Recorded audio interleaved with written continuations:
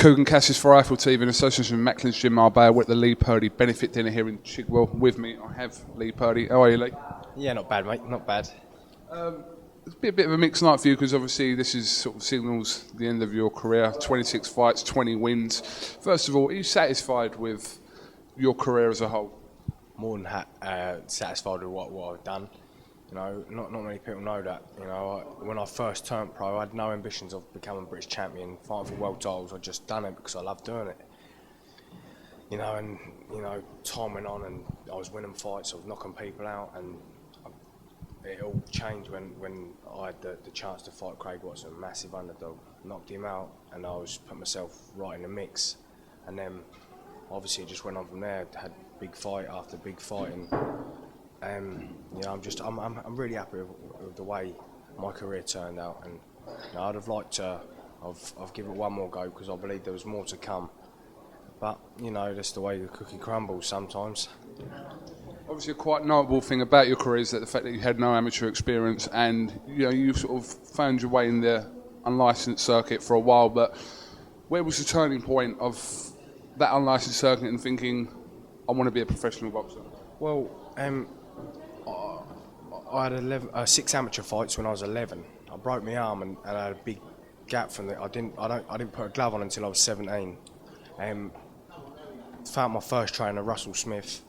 Had 3 unlicensed fights, and then you know, I was at this time Russell knew Tony, and we used to go down there sparring. I used to, you know, get beat up by all the boys down in Tony's gym, and you know, Tony said that he'd be my manager, and I turned pro. Like I said, I had no ambition to do anything. Well, no, you know, goals or I'm going to be a world champion. It was just I'd done it because I liked doing it, and yeah, Tony was my manager, and it just went from there really.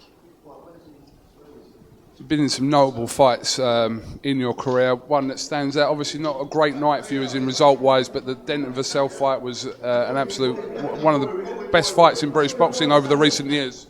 Yeah, you know, it was a great fight, and I believe, you know, when I won the British title, if I had that frame of mind going into the Devon fight the first time, I'd have beat Denton the first time. And then obviously when I won the British title, he was mandatory, I think, for my British and he turned it down. But you know, there's some things that happened in my career, obviously, and there's only a couple of fights that I believe I genuinely lost, you know, through my own fault. You know, the Devon fight, that doesn't even come. The Devon Alexander fight don't even come down as a loss really. You know, I took it short notice. I had to do loads of weight. It was just a fight for a world title really. The pleasure of fighting for a world title. The Peter McDonough fight, my first loss, and then that's when my career changed really, because I knew I had to do something, and that's when I moved with Tony, and then I revenged that loss, you know, straightforward, like beat Peter the second time quite straightforward, and then obviously I had my British title fights with Craig Watson. I lost my British title to Colin Lyons, which was my own fault really. I took me off the ball. I was a favourite for that, and you know, I come unstuck. But through my career, you know, it's when I'm put under pressure, really put under pressure against quality fighters, I perform at my best. You know, there's been loads of nights I've been, you know, under the cosh from the media and that I'm going to lose, and I'm out of my depth, and you know, I've come out like smelling of roses, you know, such as with Craig Watson, the Argentinian who knocked out, you know, unbeaten, knocked out 13 or 16 fights. You know, I had to really be under pressure to perform at my best, and you know, some nights, such as my last night with Bundu, it was a great fight, Bundu, but he hadn't knocked out very many, and he was coming to the end of his career. You know, obviously he was nearly 40, and it was just one of them nights. You know, I weren't put under enough pressure to perform at my best at, and obviously with the injured eye, I'm not really sure how it affected my performance, but you know, like I said, I'm happy with what I've done. How is the eye at the moment, Lee? At the moment, I'm still undergoing treatment. There's still not a definite how good my vision's going to be, because I've got oil in my eye at the moment. Until that comes out, I won't know how good it is. And the last time I asked the doctor when it's going to come out, they said 18 months, 12 to 18 months. So I don't really know how good it's going to be until it comes out, really. Any regrets in your career, Lee? Nah, I don't regret nothing. There was a few things that I may have done different this time, but I don't regret anything I've done.